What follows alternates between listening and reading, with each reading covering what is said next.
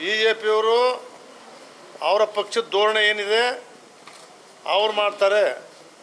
JDS ಪಕ್ಷ ಜಯಪ್ರಕಾಶ್ ನಾರಾಯಣರವರು ಕಟ್ಟಿರ್ತಕ್ಕಂಥ ಈ ಪಕ್ಷ, ದೇವೇಗೌಡರು ಉಳಿಸಿರ್ತಕ್ಕಂಥ ಈ ಪಕ್ಷ, ಅದರ ತತ್ವ ಸಿದ್ಧಾಂತಗಳ ಮೇಲೇ ಈ ಪಕ್ಷ ನಡೆಯುತ್ತೆ ಹೊರತು ಭಾರತೀಯ ಜನತಾ ಪಕ್ಷನೇ ಬೇರೆ, JDS ಪಕ್ಷನೇ ಬೇರೆ.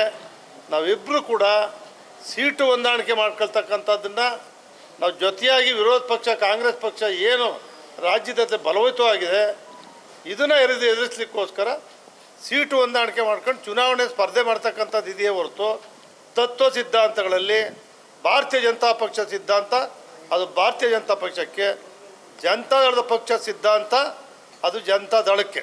ಇದರಲ್ಲಿ ಯಾವುದೇ ಬದಲಾವಣೆಗಳಿಲ್ಲ.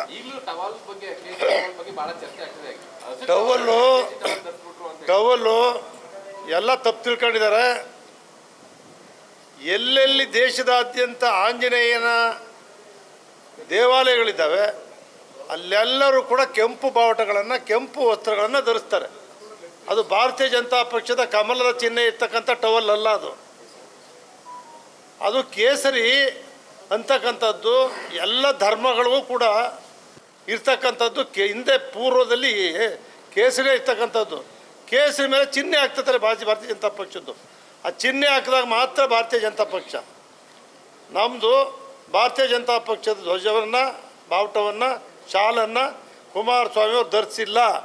ಆಂಜನೇಯ ಟೆಂಪಲ್ನ ಒಂದು ಕೇಸರಿ ಶಾಲನ್ನು ಆ ಹುಡುಗ ಬಂದು ಹಾಕಿದ್ದಾನೆ, ಅದನ್ನು ದೊಡ್ಡದಾಗಿ ಪ್ರತಿಬಿಂಬಿಸ್ತಾ ಇದ್ದಾರೆ.